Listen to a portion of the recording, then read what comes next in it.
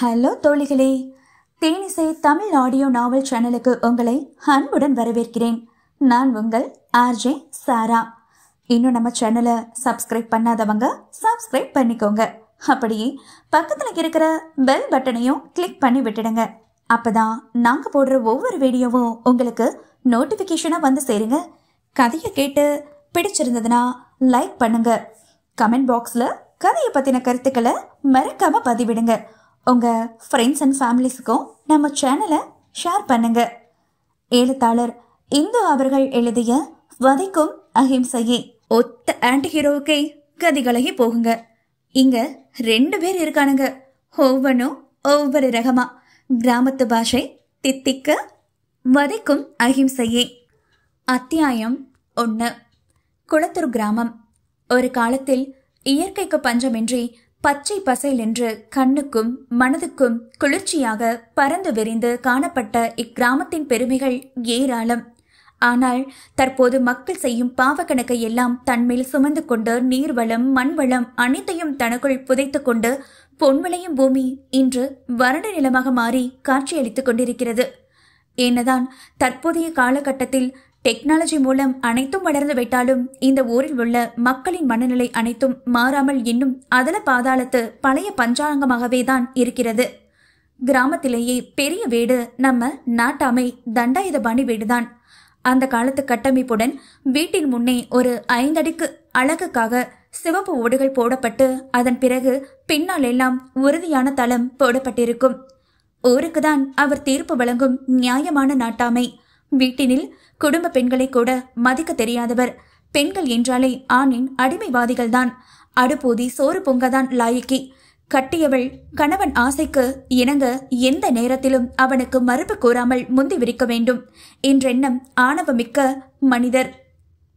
ஆசை நாயகியாக இருந்துவிட்டால் இன்னும் அவள் நிலை மோசம். அடிமையை விட கேவலமான பாவப்பட்ட பிறவி அவளாகத்தான் இருக்க முடியும். அவரே அப்படி என்றால் இன்னும் அவர் வீட்டில் உள்ள ஆண்களின் குணமும் எண்ணங்களும் எப்படியாக இருக்கும் என்பதனை கதையின் போக்கில் தெரிந்து கொள்ளுங்கள். ஐயா ஐயா!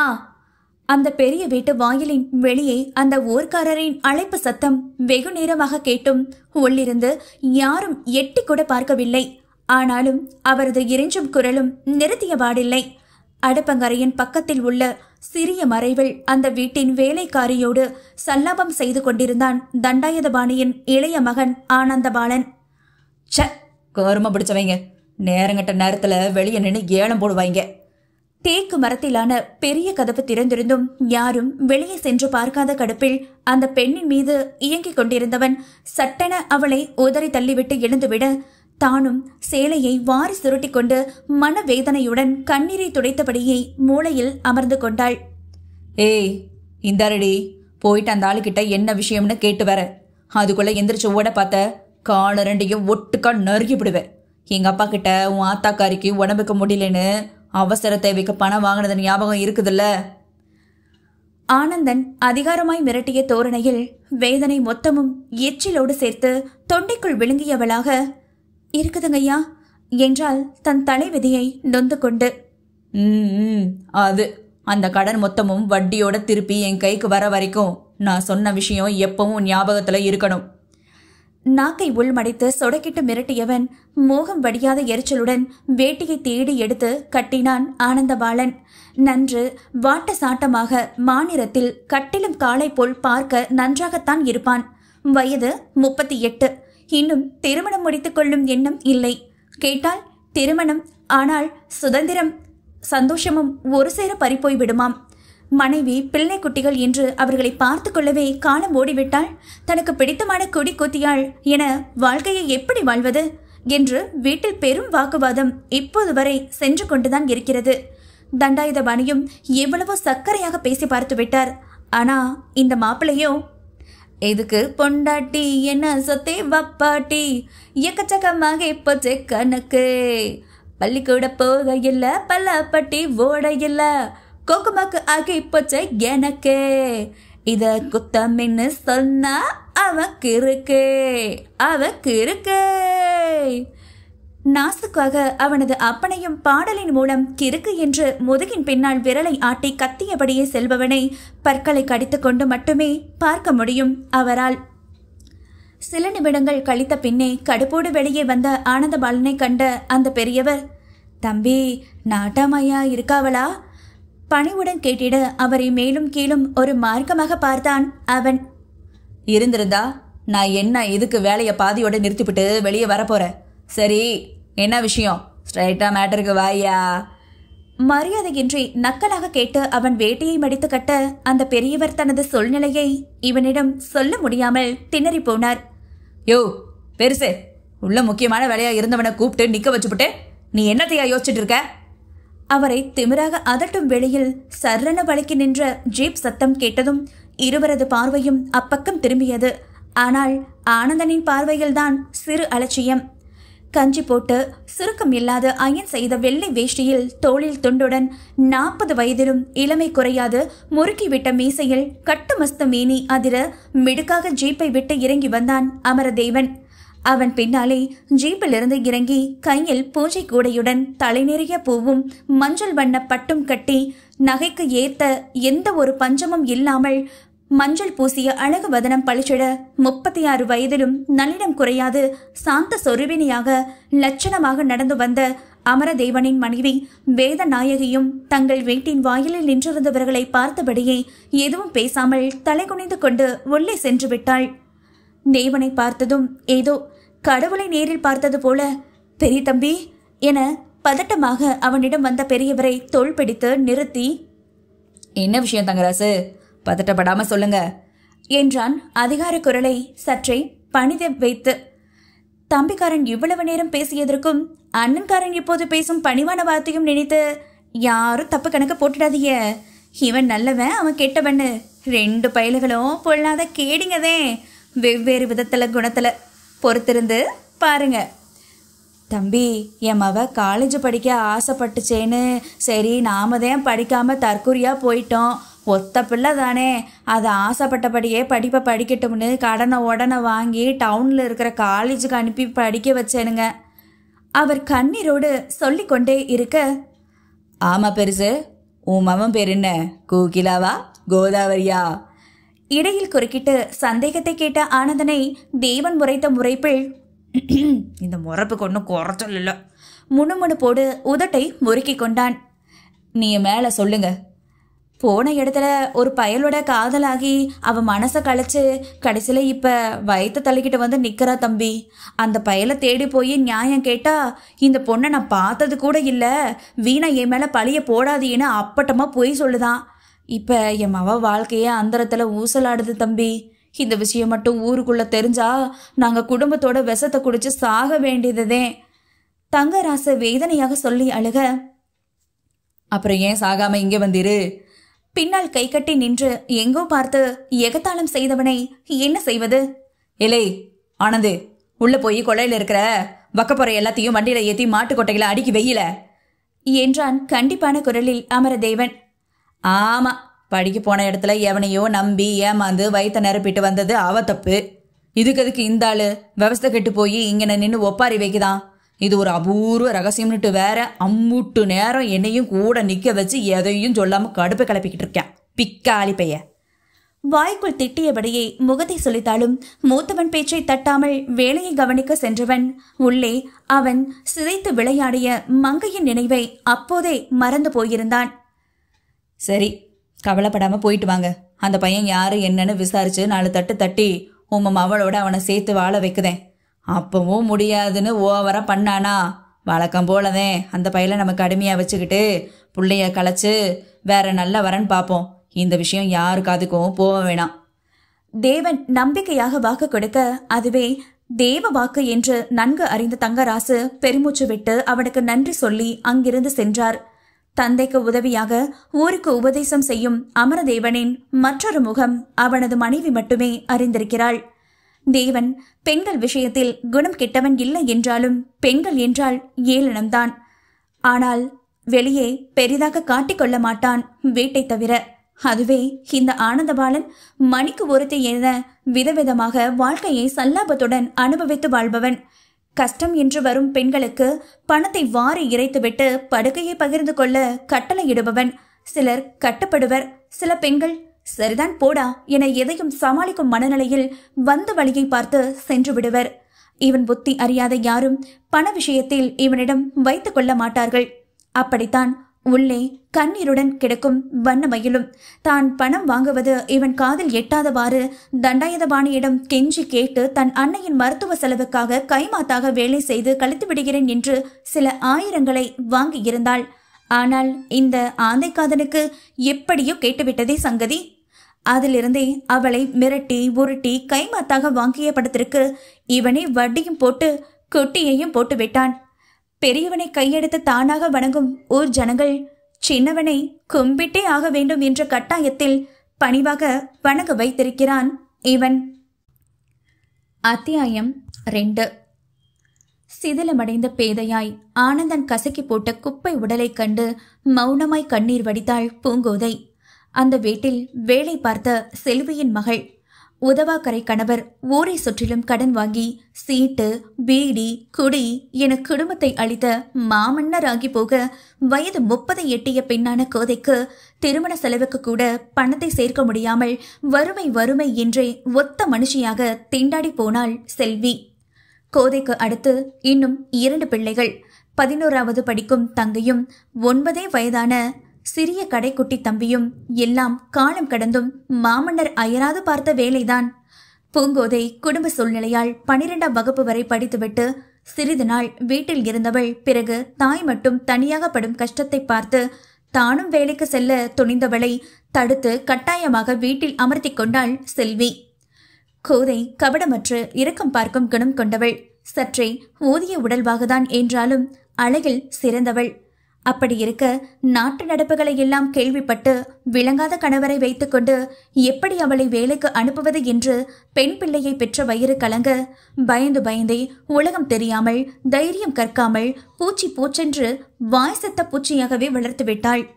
இப்படி பல இக்கட்டுகளிலும் மனதை தளர விடாத செல்வி எப்படியாவது மூத்த மகள் கோதைக்கு திருமணத்தை நடத்திவிட வேண்டும் என்று அல்லும் பகலும் மாடாக உழைத்து வீட்டு வேலை செய்தபடியே ஆங்காங்கே சொல்லி வைத்து பல வரன்களை பார்த்தாள். வரும் வரன் எல்லாம் பெண்ணை பிடித்திருக்கிறது என்று சொன்னாலும் ஜாதக பிரச்சனை பூதாகரமாக முன்னிற்கும். சர்ப்பதோஷம் உள்ள பெண் என்று பார்க்க வரும் வரன்கள் எல்லாம் தட்டி கழிக்க அந்த கவலையிலேயே கடும் காய்ச்சலில் உடல்நிலை சரியில்லாமல் போன செல்விக்கு பதிலாக வீட்டு வேலைக்கு செல்ல வேண்டிய சூழலில் சிக்கினாள் கோதை. கையில் இருந்த பணம் எல்லாம் மருத்துவ செலவுக்கே தீர்ந்து போன நிலையில் மேலும் பண பற்றாக்குறையால் தண்டாயுதபாணியிடம் பணத்தை வாங்கிவிட்டு மானத்தை பறிகொடுத்து யாரிடமும் தன் நிலையை சொல்ல முடியாத அவமானத்தில் ஒவ்வொரு நாளும் செத்து துடிக்கிறது மனம். தேகத்தில் ஆங்காங்கே பர்த்தடம் பதிந்து சிவந்து கன்று இருப்பதை கண்ணீரோடு பார்த்து அருவறுத்து போன கோதை ஆழ்வரும் அரவம் கேட்டு உள்ளம் நடுங்கி போனாள். அச்சோ, இந்த குளத்துல யாராவது என்னை பார்த்துப்பட்டா அம்புட்டதே, இப்ப நான் என்ன பண்றது? கண்ணீரை துடைத்து கொண்டு உன்னிப்பாக யார் வருவது என கவனிக்க ஜல் ஜல் கொலுசொலி வேறு யாராக இருக்கும்? கோவிலுக்கு சென்று வந்த வேதநாயகிதான். பூஜை கொடியை சுவாமி அறையில் வைத்துவிட்டு அடுப்படி நோக்கி நடந்து வந்தாள். ஓ, இந்த அக்காவா? ஆனா என்னைய இப்படி பார்த்து போட்டா என்ன நினைப்பாக? கடவுளே, எனக்கு ஏன் இப்படி ஒரு கலங்கத்தை ஏற்படுத்தின? மான மரியாதையோட நானும் 4 பேர் மாதிரி கல்யாணம் குடும்பம் குழந்தைன்னு சந்தோஷமா வாழ ஆசைப்பட்டது தப்பா? கல்யாண வரத்தை தான் எனக்கு சாபமா மாத்தி போட்ட. மிச்சம் மீதி இருக்க இந்த கற்பு கூட பணத்துக்கு விலை போக வச்சுட்டியே. எனக்கு ஏன் இன்னும் சாவை கொடுக்காம சித்திரவதை கொடுக்கிற? சத்தம் போட்டு கத்தி அழ முடியாமல் மௌனமாக உள்ளுக்குள் கதறி துடித்தாள் கோதை. இன்னும் எம்பிட்டு நாளைக்கு அந்த முரட்டு பயலுக்கு திருட்டுத்தனமா நான் பணிஞ்சு போவனும்? அவன் மூஞ்சில விட்டறிய போதிய பணமும் கையில இல்ல. இனிமே இருந்தாலும் பறிப்போன கற்பு எனக்கு திரும்ப கிடைச்சிடுமா? கடவுளிடம் மானசீகமாக கோபம் கொண்டு வாக்குவாதம் நடத்தினாள். உன்னையே நம்பி வளர ஒரு பொண்ணுக்கு தொடர்ந்து கஷ்டத்தை மட்டுமே கொடுக்கிற கடவுளை இனிமே மனசுல நினைச்சு பூஜை புனஸ்காரம் எல்லாம் என்னத்துக்கு பண்ணிக்கிட்டு? கல்லாவே நின்னு எனக்கு நடக்கிற கொடுமையெல்லாம் மௌனமா வேடிக்கை பாரு. ஒரு நாள் இல்ல ஒரு நாள் என் கண்ணீருக்கெல்லாம் மொத்தமா சேர்த்து பதில் சொல்ல வேண்டியிருக்கும்.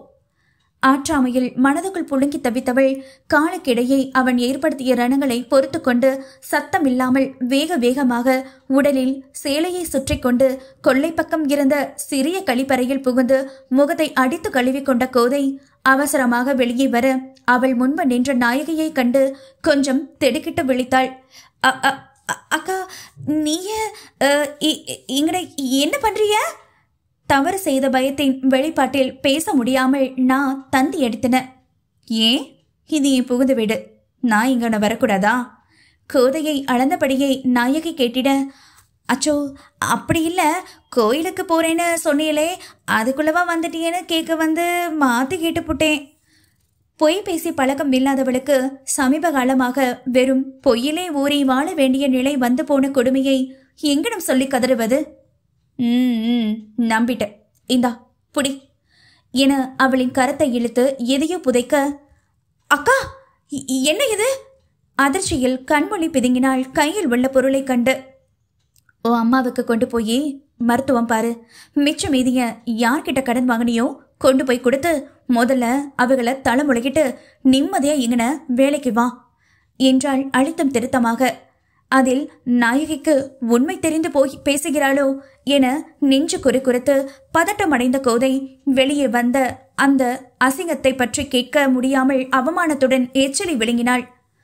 ஆனா அக்கா, இந்த தோட்ட வச்சு எப்படி நான் பணத்தை புரட்ட முடியும்? யாராவது பார்த்து பெரியய்யா கிட்ட சொல்லிவிட்டா உங்களுக்கு தான் பிரச்சனையாகும். இல்ல வேண்டாக்கா, இத புடிங்க, என்னால நீய சிக்கல்ல மாட்டிக்க வேணாம். மீண்டும் நாயகியின் கையில் தோட்டை திணிக்க பார்க்க லாவகமாக அவள் கையிலேயே அழுத்தி வைத்தாள். பணமா கையில என்னைக்கு இருந்திருக்கு? அதே என் தோட்ட கொடுத்துருக்கேன், போட்டுக்கு இருக்க இம்புட்டு பவுன நகையில என் வீட்டுக்காரருக்கு கணக்கு தெரியாதுன்னு நானே என் மனசை தேத்திக்குதேன். அப்படியே கண்டுபிடிச்சு கேட்டாலும் அது என் கவலை, நான் பாத்துக்குதேன், நீ எடுத்துட்டு போ.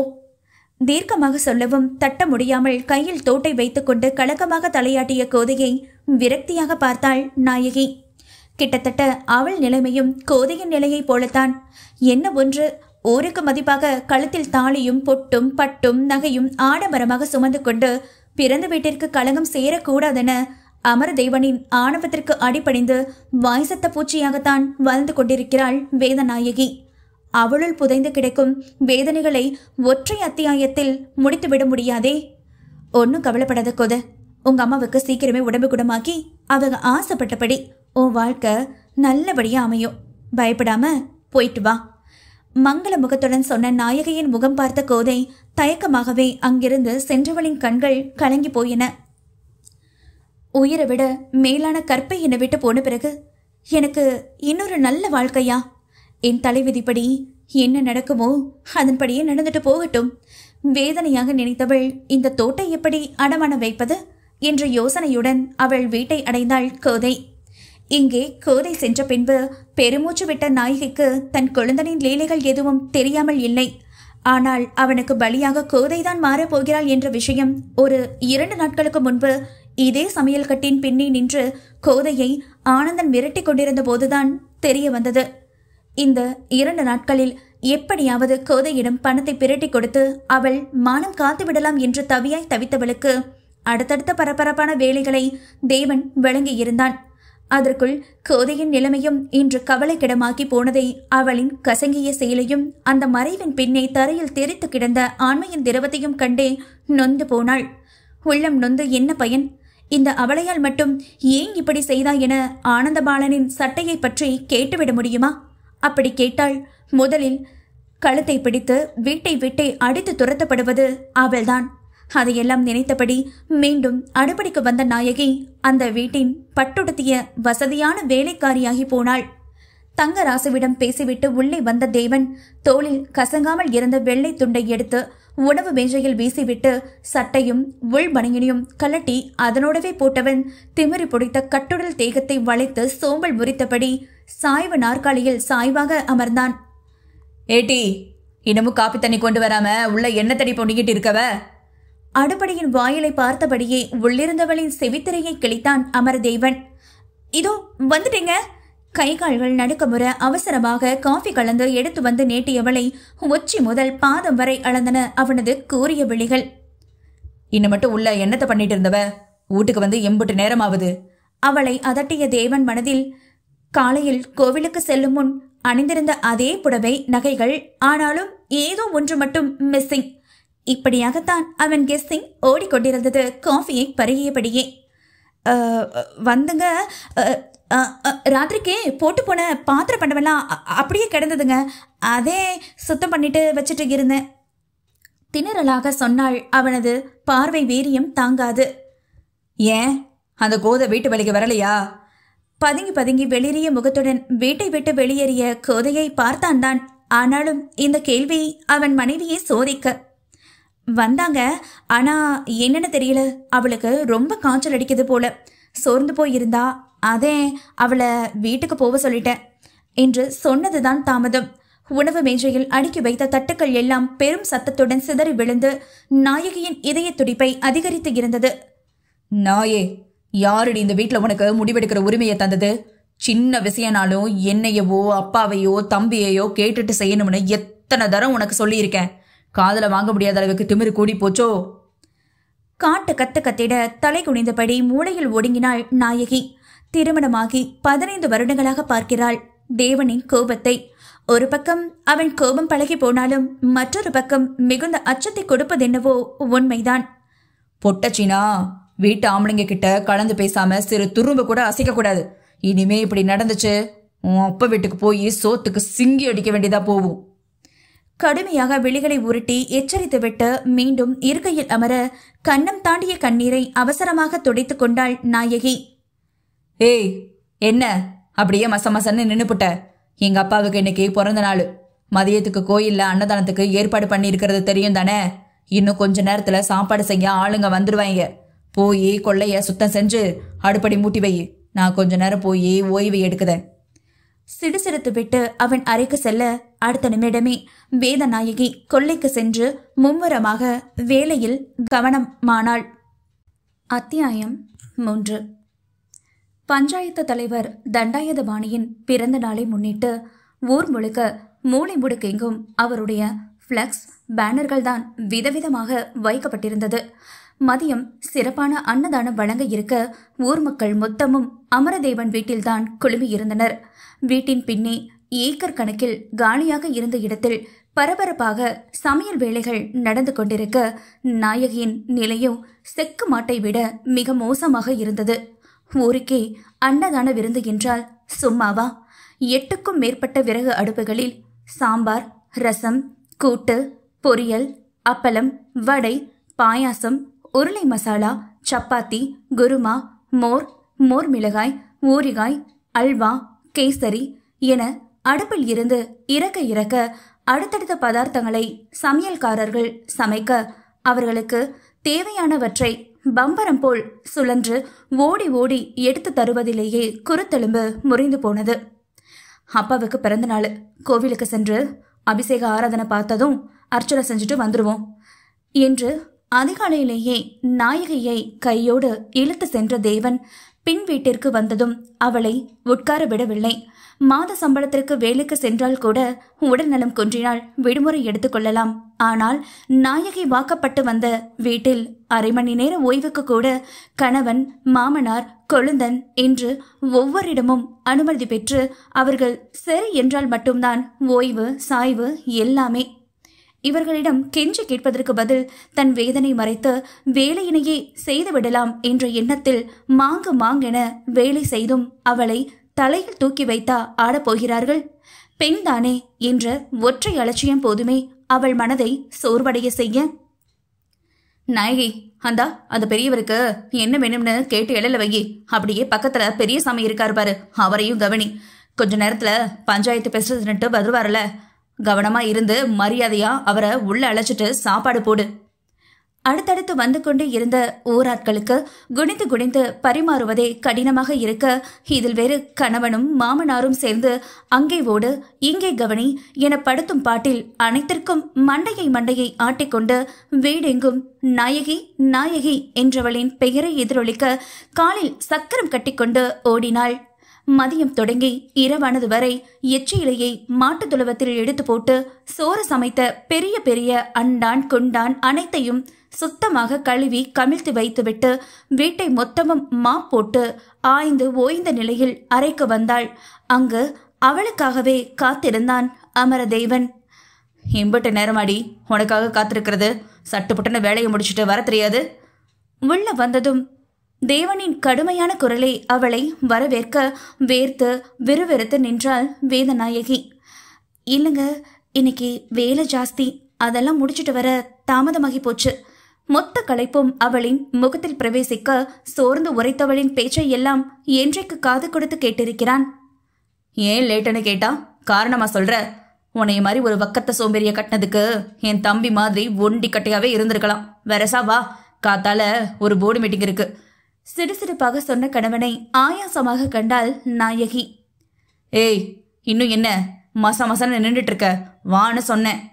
மெத்தையை தட்டி அவன் அழைப்பது எதற்கு என்று நன்றாக அறிவாளே அவள். இன்னைக்கு வேணாங்க, உடம்பெல்லாம் ஒரே களைப்பா இருக்கு. தயக்கமாக வார்த்தை திக்க கேட்டவளை சட்டென இழுத்து தன்னோடு நிறுத்தி கொண்ட தேவனை பார்க்க முடியாமல் தவித்து போனாள். 24 மணி நேரமும் வீட்டில் தானே சொகுசா இருக்க. இன்னைக்கு ஒரு நாளைக்கு இப்படி அப்படின்னு ஓடி 4 பேத்துக்கு பரிமாறினது உனக்கு களைப்பு வந்துருச்சோ? சும்மா வளன்னு பேசாம சொன்னதை மட்டும் செய்டி. பற்களை நரைத்த தேவன் அவள் சேலையை உருவி மெத்தையோடு அவளை புரட்டியிருந்தான். கண்களை இறுக மூடிய நிலையில் எப்போதும் போல் அடங்கி கிடந்தாள் அவனுக்கடையில். நாயகி அவனிடம் அடங்கி வாழ்ந்தே பழகிவிட்டாள். அமரதேவனும் மனைவியை அடக்கி கொண்டே வாழ்ந்து விட்டான். உடல் வலி தலைவலி என்று காரணம் சொல்லி தட்டி கழிக்காமல் அவன் அழைக்கும் நேரம் எந்நேரமாயினும் மெத்தையில் கணவனோடு இணங்க வேண்டும் என்பது அவ்வீட்டின் பெண்களுக்கு எழுதப்படாத விதி. முடியாதென்று கண்டிப்பாக மறுக்கும் நிலையில் நாயகியும் இல்லை. சரியான வாய் செத்த பூச்சி. சிறு வயதில் இருந்து அப்படியே வளர்ந்து விட்டாள். கணவன் என்றால் ஆரம்பத்திலிருந்தே அத்தனை பயம் மரியாதை. தேவனிடம் கோவித்து கொண்டு பிறந்த வீட்டிற்கு செல்லும் பாக்கியம் கூட இல்லாத அவளையின் நிலை அவளுக்கு. அப்படியே சென்றாலும் அங்காவது நிம்மதி காண முடியுமா?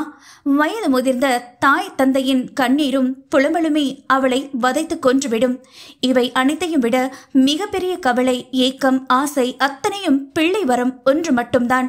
15 ஆண்டுகளாக கடவுளை நாள் தவறாது வழிபடுபவளின் வேண்டுதலை எல்லாம் செவிசாய்த்து கடவுள் கேட்கிறாரா என்பதில்தானே பெரிய கேள்விக்குறியே உள்ளது. இங்கோ உள்ளங்கையில் இறுக மூடி வைத்திருந்த நாயகியின் காதணியை கலங்கிய நிலையில் பார்த்திருந்தாள் பூங்கோதை. அரிசி பருப்பு காய்கறிகளை மட்டுமே இதுநாள் வரை வாங்கி பழகியவளுக்கு தங்கத்தை எப்பிடம் யாரிடம் சென்று விற்பது, என்ன சொல்லி பணம் கேட்பது என்று ஒன்றுமே புரியாத நிலை ஒரு புறம் இருக்க, உயிரினும் மேலான கற்பை தெரிந்தே பறிக்கொடுத்த அசிங்கத்தை எங்கே சென்று செலவை செய்வது என்ற மனவேதனையில் நெருப்பின் மீது அமர்ந்திருப்பதைப் போல உடலும் உள்ளமும் அருவருப்பில் எரிந்து கலங்கி போனாள் கோதை. ஏட்டி, நான் பாட்டுக்கு கேட்டுக்கிட்டே இருக்கேன், நீ பாட்டுக்கு பேசாம படுத்துக்கிட்டு இருந்தா என்னடி அர்த்தம்? வேறசா 2000 கொடு, ராத்திரி திரும்ப வரும்போது 4000 ஆக்கி கொண்டாரேன். செல்வியின் கணவர் செந்தில் காலையிலேயே பஞ்சாயத்தை துவங்கிவிட்டார். 2000? என்னையா விளையாடுறியா? இங்க நான் உடம்புக்கு முடியாம படுத்து கிடக்கேன். கையில காசு இல்லாம பிள்ளைங்க எல்லாம் பசியும் பட்டினியுமா வாடுதுங்க. அதை பத்தி எதுவும் கவலைப்படாம சூது விளையாட கூச்சமே இல்லாம 2000 கேட்டு நிக்கிற. மரியாதையா சொல்றேன், வெளியே போயிடு. இல்ல கையில கிடைக்கிறத பூராத்தையும் தூக்கி அடிச்சு போடுவேன். ஆமா. செல்வியின் ஆக்ரோஷ சீரலில் போதையில் புலம்பிக் கொண்டே அங்கிருந்த பித்தளை அண்டாவை லபட்டி கொண்டு சென்று விட்டார் செந்தில். பிள்ளைகளை பெற்றுவிட்டு எந்த ஒரு பொறுப்பும் இல்லாது போதை சூது என வீட்டில் உள்ள பொருட்களை எல்லாம் விற்று நாசமாக்கி ஊதாரித்தனமாக சுற்றி வரும் கணவனை எண்ணி மனம் கலங்கிய செல்விக்கு கோதையின் எதிர்காலத்தை பற்றிய கவலைதான் இருக்க இருக்க அதிகரித்து கொண்டே போனது. ஏமா அவரை திட்டின பாரு, தண்ணி பிடிக்கிற அண்டாவை தூக்கிட்டு போயிட்டாரு. கவலையான கோதையின் குரலில் அவள் பக்கம் திரும்பினாள் செல்வி. எல்லாம் நான் வாழ்ந்துக்கிட்டு வந்த வரம் அப்படி. ஒரு காலத்துல பொறுப்பா அமைதியா வாழ்ந்த மனுஷன் இப்போ குடி சூதுன்னு என் உசுரை வாங்கிக்கிட்டு திரியிறான். இவனை மாதிரி பொறுப்பில்லாத மனுஷனை வச்சுக்கிட்டு எப்படி உன்னைய ஒரு நல்ல இடத்துல கரை சேர்க்க போறேனோ தினச்சாலே மனசெல்லாம் திக்கு திக்குன்னு அடிச்சுக்குது கோத. கண்ணீருடன் வருத்தம் கொண்ட செல்விக்கு தொண்டை வறண்டு முரட்டு இருமல் வந்துவிட்டது. அதில் பதறிய கோதை செல்வியின் தலையில் மெதுவாக தட்டி நெஞ்சை நீவி விட்டு தண்ணீர் பருக வைக்க சற்றை ஆசுவாசமாகி உடல் சோர்ந்து இருந்த தாயை கலக்கமாக பார்த்தாள் கோதை. அம்மா, சரி விடு, இனிமே அத்தை பத்தி பேச வேணாம். நான் கஞ்சி வச்சிருக்கேன், குடிச்சிட்டு மருந்து போட்டு கொஞ்ச நேரம் தூங்கு, அப்பதான் சீக்கிரம் உடம்பு சரியாகும் என்ற கோதையின் கரத்தை பற்றி கொண்டாள் செல்வி. என்னம்மா, தண்ணி ஏதாவது வேணுமா? இல்லை கோதை, நானும் கேட்கணும்னு நினச்சேன். பெரிய வீட்டுக்கு வேலைக்கு போய் 2 நாள் ஆகுதே. ஏமா, வேலை ரொம்ப கஷ்டமா இருக்கா? இதுநாள் வரை வெளி உலகம் அறியாமல் வளர்ந்தவளுக்கு எங்கே வீட்டு வேலை கடினமாக கொடுத்து விட்டார்களோ என்ற கவலையில் தாயுள்ளம் மருகியது. பெரிய வீடு என்றதும் ஆனந்தபாலனால் தனக்கு நிகழ்ந்த அவச்செயலை எண்ணி கலங்கி துடித்தவள் செல்வியிடம் எதையும் காட்டிக்கொள்ளாமல் இயல்பாக பேசுவதற்கு மிகவும் கடினப்பட்டாள். அப்படிலாம் இல்லைம்மா, உன்னைய பார்த்துக்க வேண்டியதே. நாயகி அக்கா கிட்ட 2 நாளைக்கு லீவு கேட்டு வந்தேன், நாளைக்கு வேலைக்கு போயிடுவேம்மா திணறலாக சொல்லி முடிக்க, சரிம்மா, பாவம் அங்க அந்த நாயகி பொண்ணு மட்டும் தனியே கிடந்து அல்லோல் படும். அதுவும் இல்லாம விருந்து அன்னதானம்னு நிக்க கூட நேரம் இருந்திருக்காது. நான் நல்லா இருந்திருந்தாலாவது கூட மட ஒத்தாசை பண்ணியிருப்பேன். அப்ப கூட செய்யற வேலைக்கு சம்பளம் வாங்குறவ தானே, இருக்கிற வேலையெல்லாம் இவகிட்டயே வாங்கிட்டு துரத்தி விடுவோம்னு நினைக்காம பார்த்து பார்த்து நோகாத வேலையை எனக்கு கொடுத்துப்புட்டு அதுவே எல்லா வேலையும் இழுத்து போட்டு செஞ்சிடும். தலகணை இல்லாத தங்கமான பொண்ணு. நாளைக்கு போனினா கொஞ்சம் என்ன ஏதுன்னு விசாரிச்சுட்டு வா கோத. அவள் தாடை பிடித்து மென்மையாக செல்வி சொல்ல, சரிம்மா என்றவளுக்கு நாளைக்கு மீண்டும் அங்கு செல்ல வேண்டுமா என்ற எண்ணமே அச்சத்தில் கால்கள் பின்னி மனம் தளர வைத்தது. மறுநாள் காலையில் விரைவாக எழுந்தவள் வீட்டில் உள்ள அனைவருக்கும் சமைத்து வைத்து தங்கை தம்பியை பள்ளியில் விட்டுவிட்டு சந்தை வீதியில் சுற்றும் முற்றும் பார்த்தபடியே ஒருவித பதட்டத்துடன் நடந்தாள் கோதை. 2-3 சேட்டு கடைகளை பதைபதைப்புடன் கடந்து சென்றவள் கடைசியாக ஒரு கடையின் முன்னால் நின்று அச்சத்தில் ஆறாக பெருகும் வியர்வையினை முந்தானை கொண்டு கரம் நடுங்க துடைத்து கொண்ட கோதை சிறிய மணி பிரஸில் பத்திரமாக வைத்திருந்த காதணியை திறந்து பார்த்து ஒருவாறு தைரியத்தை வர வைத்து உள்ளே சென்றாள். வாங்கம்மா, நகை எடுக்க வந்திருக்கீங்களா? இன்முகத்துடன் வரவேற்றார் கடை ஊழியர். என வேகமாக தலையாட்டி, அது ஒரு நகையை விற்கணும் தயக்கமாக சொல்லிட, ஓ தாராளமா, நகையை கொடுங்கம்மா என்றதும் மனதில் சூழ்ந்த பெரும் புயலோடு நகையை கொடுத்து அதற்கு ஈடான பணத்தையும் பெற்றுக்கொண்டாள். இதுவரை கண்ணால் கண்டிடாத கட்டு பணத்தினை பயத்துடன் பையில் முடிந்து கொண்டு ஆனந்தபாலன் தற்போது எங்கு இருப்பான், என்ன செய்து கொண்டிருப்பான் என்று அவனை பற்றி ஒன்றும் தெரியாத நிலையில் பேந்த விழித்தபடி அவன் வீட்டிற்கு பக்கத்து தெருவில் நடந்து கொண்டிருக்கையில் இருவரின் பேச்சு குரலை உன்னிப்பாக காதில் வாங்கிக் கொண்டாள். ஆமா தம்பி, இன்னைக்கு அந்த ஆனந்த பயலுக்கு பயங்கரமான வேட்டனே. தோப்பு வீட்டுக்குள்ள ஒரு குட்டி போறத இப்பதே 2 கண்ணால பார்த்துட்டு வாரேன். ஒருவன் பேசியபடி வர, அப்படியாண்ணே, யார் அண்ணே அந்த குட்டி? சுட்டதா சுடாததா என்ற மற்றொருவனுக்கு அந்த குட்டியை அறிய ஆவல். எல்லாம் சுட்டது தாண்டா, ஊருக்குள்ள பல பேரும் பதம் பார்த்தாச்சு.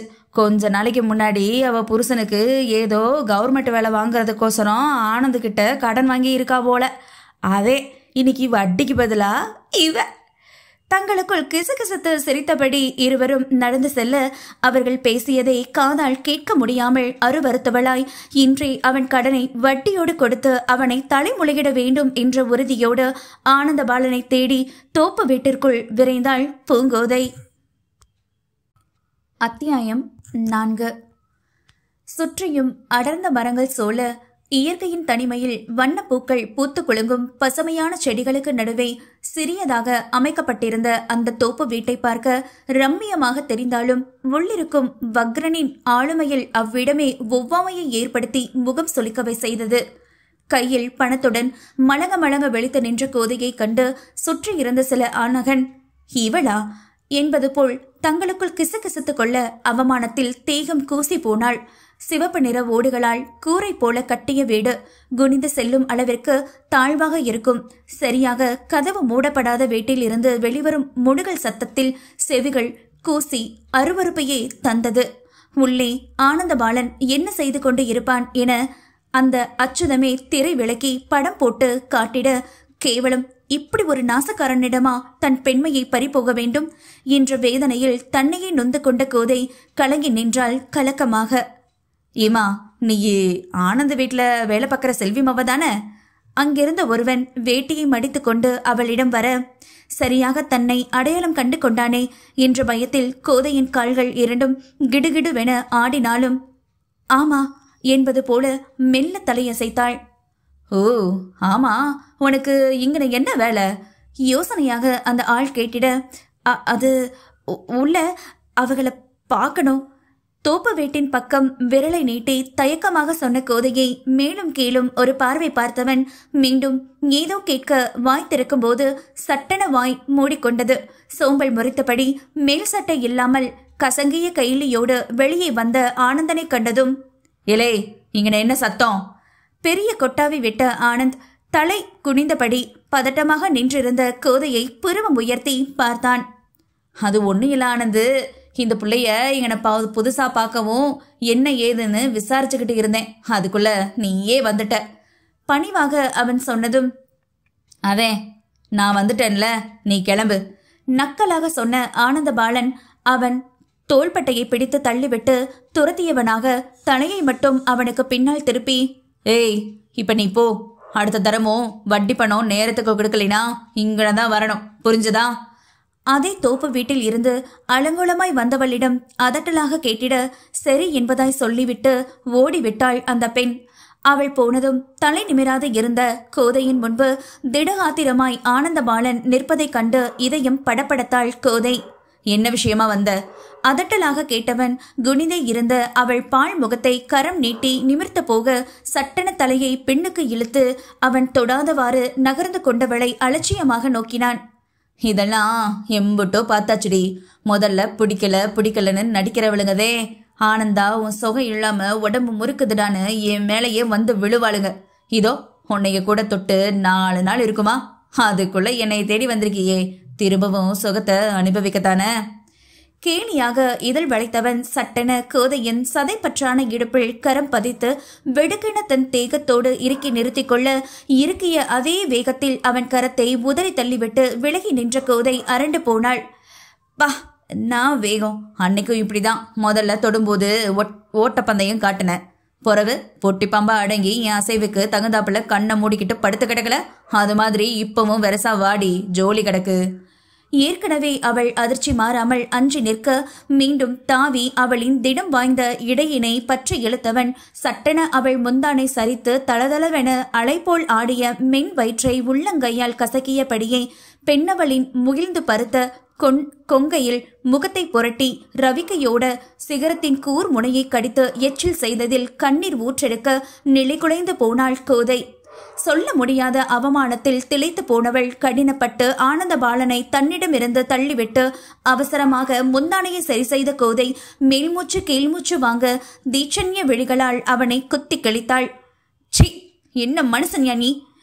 உன்னைய தேடி வரவையெல்லாம் சுகத்துக்காக தானு நீயெல்லாம் நினைச்சுக்கிட்டு இப்படி கேவலமா நடந்துக்கிறது உனக்கே அசிங்கமா இல்ல? கண்ணீர் நிற்காமல் வடிய அவன் நடந்து கொண்ட விதத்தில் கோபம் எல்லை கடந்து அருவருப்பில் சிதைந்து போனாள். கஷ்டத்துக்கு உன்கிட்ட கை நீட்டி வட்டிக்கு பணம் வாங்கினா கூட படுக்கணும். அதோட அந்த பொண்ணோட வாழ்க்கை எப்படி நாசமா போனாலும் உனக்கு கவலை இல்லை. நீ பாட்டுக்கு பேசிகளோட சந்தோஷமா கூத்தடிச்சுட்டு இருப்ப. ஏயா, ஒரு மரியாதையான குடும்பத்துல பிறந்துட்டு இப்படி ஒரு ஈன புத்தியோட இருக்க, இதுக்கு நீ நாண்டுகிட்டு சாகலாம். இதுவரை அதிர்ந்து கூட யாரிடமும் பேசாத கோதை தன் பெண்மை பறிப்போன ஆத்திரமும் பணத்தை கொடுக்க வந்த இடத்திலும் தகாத முறையில் ஆனந்த பாலன் நடந்து கொண்ட விதமும் ஒரு சேர கோபத்தில் உக்கிரமாகி எதிரே நிற்பவனின் அரக்ககுடம் அறியாமல் கத்தியவளின் குரவலையை அவன் அழுத்தமாக பற்றி இருக்க கருவெளிகள் இரண்டும் மேலேறியது. என்னடி கொஞ்சம் விட்டா ஓவரா துள்ளுற? ஒன்னும் இல்லாத கழுதைக்கு எங்கிட்ட இருந்து வந்தது எம்புட்டு வாயி? அதுவும் என்கிட்டயே எதிர்த்து பேச எம்புட்டு தைரியம் இருக்கணும் உனக்கு. ஆக்ரோஷமாய் அவன் உரிமையவனின் பிடி அழுத்தம் கூட அவள் கண்கள் சொருகி கால்கள் அந்தரத்தில் தொங்கியது. என்கிட்ட பணம் வாங்கினா கூட படுக்கணும்னு தெரிஞ்சே துணிஞ்சு வரவளுங்க கூட நான் கூத்தடிக்கிறேன். அவங்களுக்கே வெக்கம் மானம் இல்லாத போது உனக்கு மட்டும் எங்கடி வலிக்குது? நீயும் என் அப்பனை ஏமாத்தி பணம் பறிக்க பார்த்தவ தானே? நான் கண்டுபிடிச்சதும் தப்பிக்க முடியாம வசமா மாட்டிக்கிட்ட.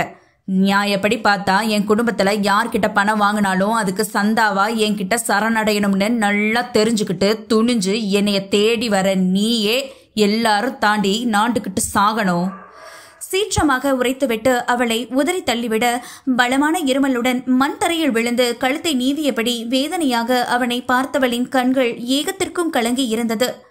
என் முன்னாடி கேவலம் ஒரு பொம்பளை குரல் உசர்த்துறதா? அடிச்சு கொண்டே விடுவேன் பார்த்துக்க. இன்னொரு தரம் உன் சத்தம் வெளியே கேட்டுச்சு, அதே இடத்துல உனக்கும் சங்குதேன். விரலை ஆட்டி நாக்கை மடித்து கடித்து கத்தியவனை கண்டு நெஞ்சி கூடு தூக்கி வாரி போட நடுங்கி விட்டாள் கோதை. ஏய், இந்த நீலிக்கண்ணீர் முதல்ல நிப்பாட்டிட்டு எந்திரிச்சு நில்லடி. பார்க்கும் போதும் கண்ண கசக்கிக்கிட்டு.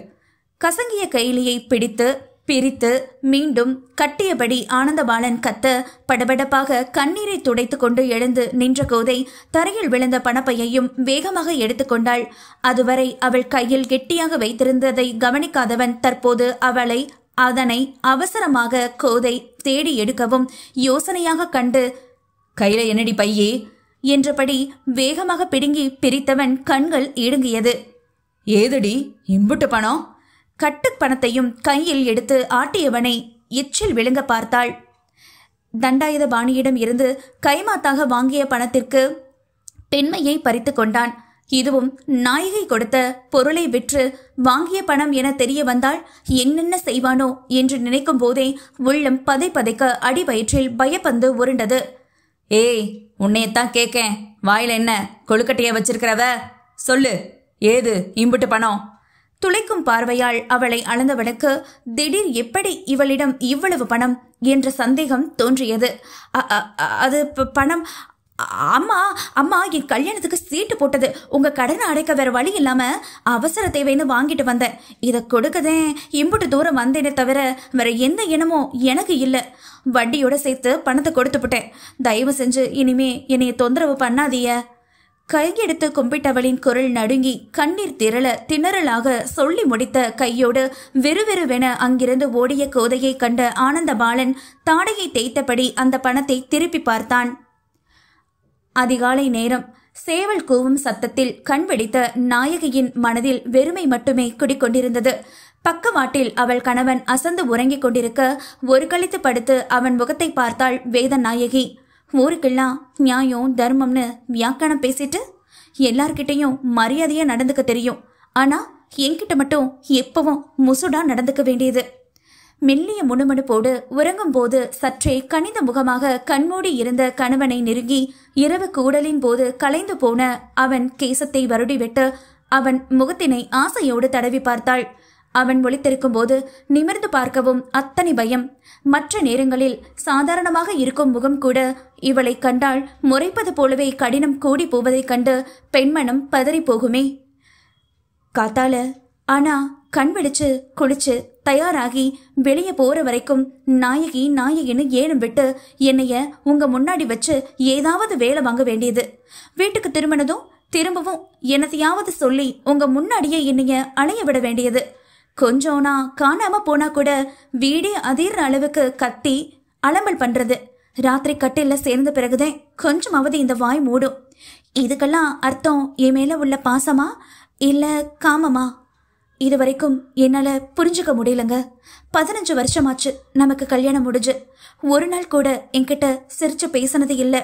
ஆசையா உங்க அனுப்பல வச்சுக்கிட்டது இல்லை. உடம்புக்கு முடியாம கிடந்தாலும் அக்கறையா கவனிச்சுக்கிட்டதும் இல்லை. நமக்கு குழந்தை இல்லையேன்னு ஒரு கவலை இல்லை.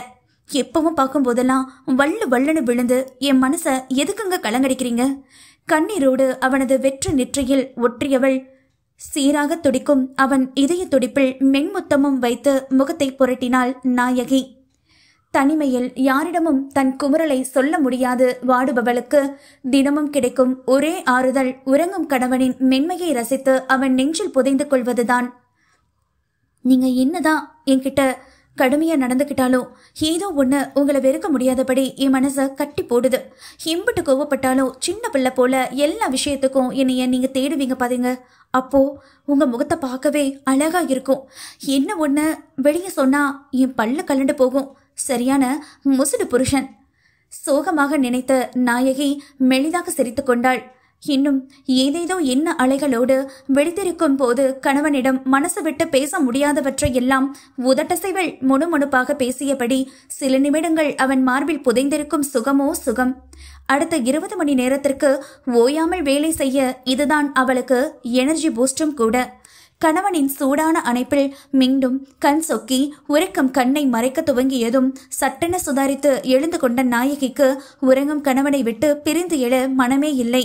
அவன் விழித்துக் கொண்டால் இப்படி ஆறுதலாகவும் மன நிறைவாகவும் அவனோடு ஒன்ற முடியாதே. தறிக்கிட்டு அலையும் மனதை கடிவாளமிட்டு அடக்கிக் கொண்டவளாய் குளித்து முடித்து உடை மாற்றிக்கொண்டு மங்களகரமாய் சமையல் கட்டிற்கு வந்த நாயகி அன்றாட வேலையில் மூழ்கினாள்.